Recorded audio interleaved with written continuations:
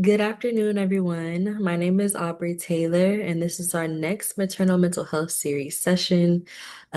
We are focusing on summer parenting support, and today's session is focusing on understanding anger and irritability in parenting. So, just a little bit about me. I am a Master of Social Work student, a special education teacher, and I'm a mother of two. And what initially sparked my interest in maternal mental health was becoming a mother. And so it's been a journey, and I knew, based off of how my experience was, that I wanted to be of service to other mothers. And so the mission of the Cameron County Mental Health Task Force, which is the task force that I'm interning with, is to enhance community awareness, dedication, and resources to address behavioral requirements of Texas residents. And the purpose of me providing this space or this series is to provide a safe and supportive space to talk about maternal mental health and help you build tools for your well-being. And I do want to share a short confidentiality statement. And it just says that what's shared here stays here with one exception. If I learn that someone may harm themselves or others, I'm required to take action to ensure safety. Other than that, this is a private and respectful space. So, hello again. Welcome to week two of our summer parenting support series. If you've been feeling easily irritated, short-tempered, or even ashamed of how you are reacting lately, just know that you are not alone. Um, like I said before, I'm a mother as well, and it is very easy to feel all of these things, especially in the midst of working, being a mom, and doing all of the things. And so, know that anger and irritability are common emotions in motherhood, especially when you're carrying so much. So today we're going to unpack where that anger comes from, what it might really mean, and how to respond with more care for both yourself and your child or your children. So first, I want to talk about what triggers are as parents. And so research has found that parental irritability and harsh parenting behaviors are linked to both the parents and the child internalizing symptoms such as anxiety and depression. And so recognizing our emotional triggers can help prevent this cycle. And so as individuals, if we're already experiencing our own personal struggles, it can become easy for us to get irritated with our loved ones. And so that is what that research insight is saying. The next one showed that when parenting, parents frequently express anger or irritability in harsh ways, it negatively affects children's emotional functioning and behavior across multiple cultures. And so what this data is showing, or what this article shows, that um, how we express ourselves matters, because uh, you remember we're raising a human being. And so if we react in harsh ways towards our children, that could impact them and their development in the future. And so know that anger is usually a secondary emotion. And so you have to figure out, what is it really covering up? Oftentimes, anger can cover up stress, unmet needs, sensory overload, and feeling unseen. And so sometimes I like to think that anger is usually the easiest emotion to show or to express. And so I think it's very important to kind of be mindful, and figure out where that anger is coming from. And so some triggers when it comes to irritability or anger can be constant demands without support. It could be your children's behaviors that mirrors our own dysregulation, but it can also be past trauma or unresolved emotional patterns. And so that's why my first point when I said that anger is usually a secondary emotion. And so a lot of the times, you know, our expression of anger isn't usually about what's happening right in front of us. It could be the things that I just listed. And so it's important that we realize that so that we can kind of break that cycle um, and have more positive effects on our children's development. So next, I want to talk about some healthy ways um, to express and have more emotional regulation. So, some strategies for emotional regulation and to be able to express ourselves would be pausing before reacting. And so, this includes using visual cues such as stepping back and taking a deep breath. And I think in the moment, it is hard to kind of like click that on and say, like, oh, let me pause for a second. And so, for me, I know when I'm frustrated. As mothers, we once we get to that frustration level, it's kind of hard to take a back step back and pause. And so for me, unfortunately, after I react in a negative way, I'll instantly realize that. And for me, that's when I know I need to take a step back, take a deep breath, um, and I usually like to apologize to my children, even though they're babies. Um, I can tell that me apologizing to them, and kind of explaining how I'm feeling and what's kind of making me upset really makes a difference, even if my babies are only 2 and 3. And then the next strategy that you could use is to name it, to tame it. And basically what this is saying is name your feeling so that you can understand what you're feeling. So remember on the previous slide, we talked about anger is a secondary emotion. And so maybe that's not exactly what you're feeling. And so if you take a second to think about how you're feeling, maybe it could be something like overwhelmed. And so instead of yelling, you can say, you know what? I'm feeling overwhelmed or if I'm overstimulated.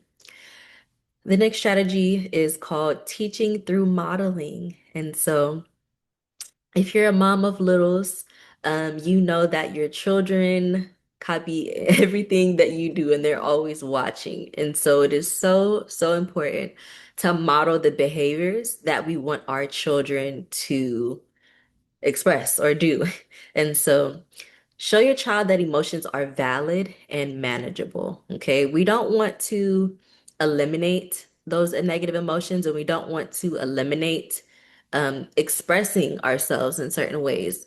But I think it's important to show your emotions to your child so that they know that their emotions are valuable, so that they know they're valid, but they can be managed. And the last strategy is reconnecting after ruptures. And so this is kind of like the example that I told you when I apologized to my kids. And so some ways that you can reconnect after ruptures are apologizing, repair, and model forgiveness. And so, if your child is doing a behavior that you're not really fond of, and you know that maybe apologizing something is that something that you already do, oftentimes, um, when you tell your children that you forgive them, they will return that forgiveness. And so, this doesn't mean that you shouldn't tell them that that you forgive them. I think modeling and saying it out loud kind of puts that into a routine um, so that your children can be emotionally regulated like you hope to be. And so research shows that parental irritability can increase distress in the whole family unit, but regulation and emotional awareness serve as protective factors to improve family functioning and child outcomes. And so know that how you feel definitely directly impacts not only yourself and your child, but your whole entire family.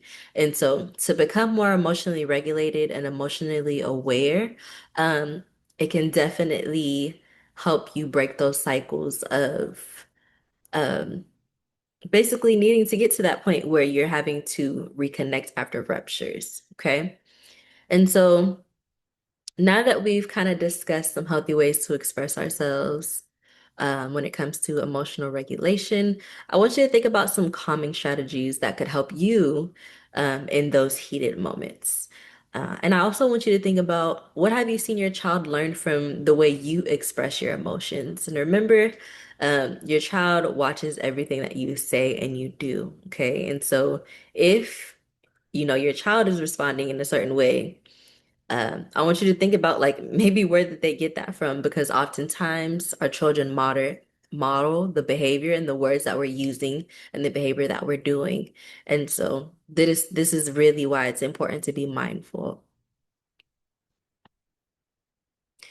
So next, I have a journaling activity. And this activity is called What's Really Underneath My Anger, since we've talked about how anger is a secondary emotion.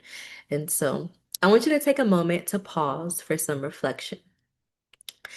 This journaling prompt is here to help you get honest with yourself without shame and without judgment. And so remember that as a mother, as a parent, we're human beings who have real emotions. So don't feel shame. Don't feel like you're being judged when you're when you're experiencing these negative emotions, when you're feeling angry or when you're feeling irritable.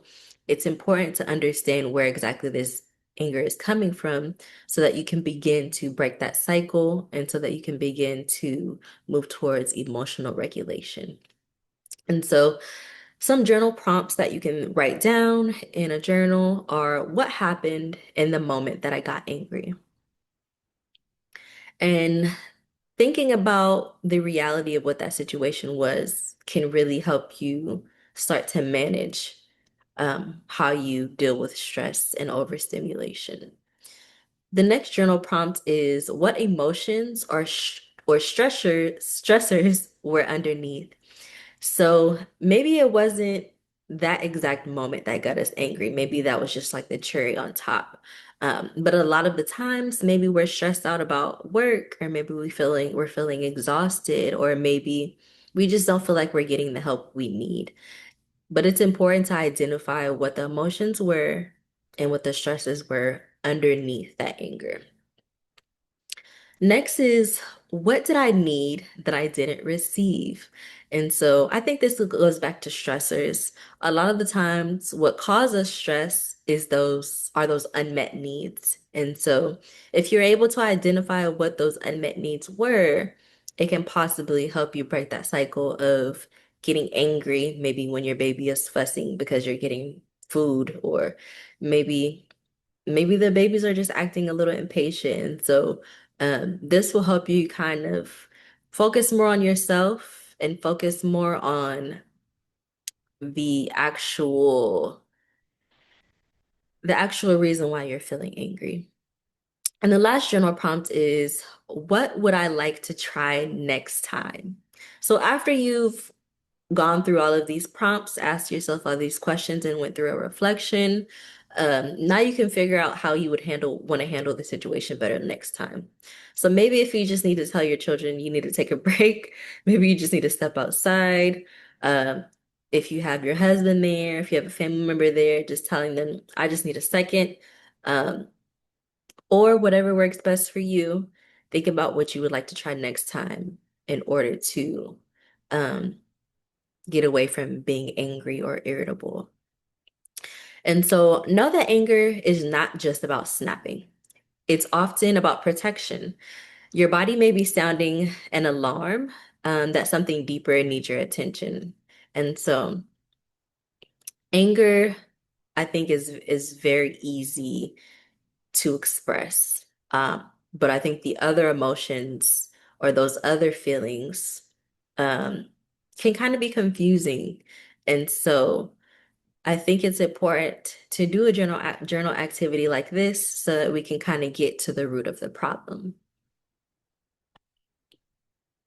And lastly, I have a takeaway for you, emotional triggers and strategies worksheet. So I created this worksheet to help you and your child understand your emotional triggers and calming strategies. You can fill this out together or on your own.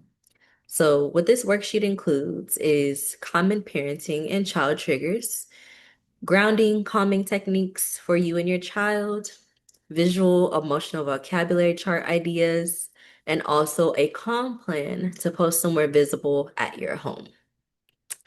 And so, lastly, I have a research insight. Children learn emotional regulation by watching how we manage our own stress. And so, research also shows that healthy expression of parental emotions support better child adjustment over time. And so, basically, like I've been saying through this whole presentation, is our children are watching us all the time.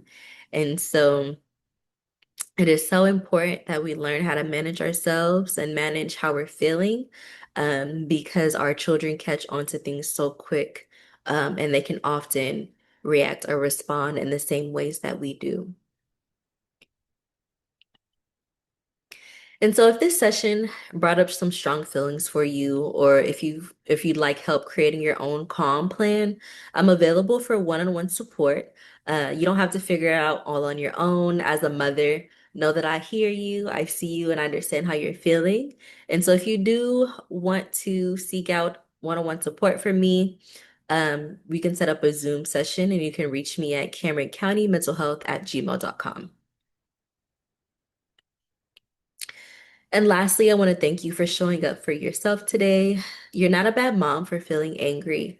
You're a whole human being who needs care too. So, the more we understand our emotions and ourselves, the more we can teach our children to do the same thing. And lastly, I want to leave you with a reflection prompt. What's one thing you'll do this week to respond instead of react? Thank you.